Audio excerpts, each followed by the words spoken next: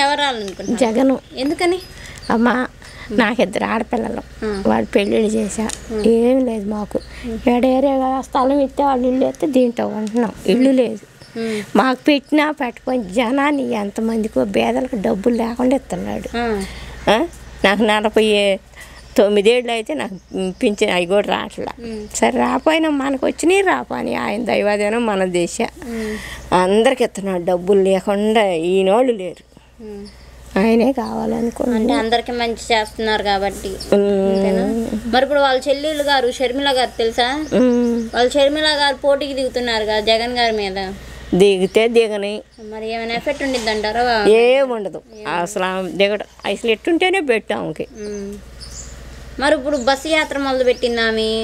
ఎన్ని అన్నా పెట్టని, ఆమె అట్టుంటేనే సేఫ్ట్గా, అంటే ఆమెకి ఏమన్నా ఇద్దని కాదు, ఆమె ఎట్టుంటేనే బెట్టుకుండిద్ది. ఎట్టు వచ్చి ఓడిపోవటం జీవితకాలం మళ్ళీ మన చర్యలు చేసుకోవటమే. కానీ జగన్ గారు జనంలో పడిపోయాడు. మంచి పేరు డబ్బులు ఇంటికి ఎంత కొంత ఇస్తానే ఉంటున్నాడు. మాకు రైతు భరోసా మాత్రం వస్తున్నాయి. అది మా అమ్మాయి వాళ్ళకి. ఇప్పుడు దొంగోట్లు వేస్తున్నారు వైసీపీ పార్టీ వాళ్ళు, దొంగోట్లుగా దిగుతున్నారని చెప్పేసి అంటున్నారు కదా టీడీపీ. అవన్నీ అసంభవం మాటలు అమ్మాయి.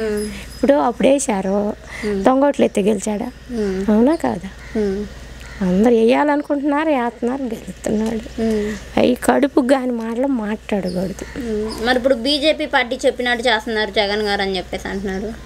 అసలు ఆయన ఒక నిర్ణయం తీసుకుంటే ఇంకొకళ్ళ మాట వినడం. వేయాలనుకుంటే వేస్తాడు డబ్బు. నీకు భరోసా నాకు భరోసా ఇస్తాడు, వేస్తున్నాడు.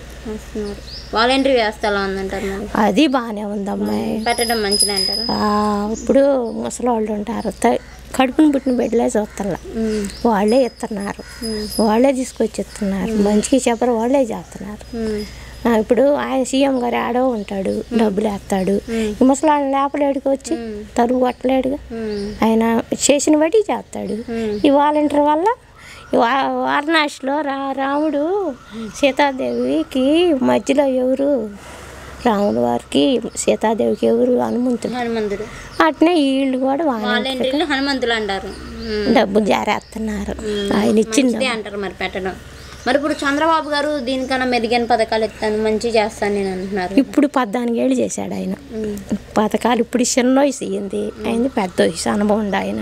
మరి ఆయన ఎంత మటుకు లేదుగా. ఇంకా మంచి చేసే సంగతులు ఇప్పుడు 14 ఏళ్ళ నుంచి లేనిది ఇప్పుడు చేస్తాడంటే ఎవరు నమ్ముతారు చెప్పు. మరి ఇప్పుడు కొత్త తరం అని చెప్పేసి పవన్ కళ్యాణ్ గారు వస్తున్నారు. పవన్ కళ్యాణ్ లేదు, ఏమీ లేదమ్మా.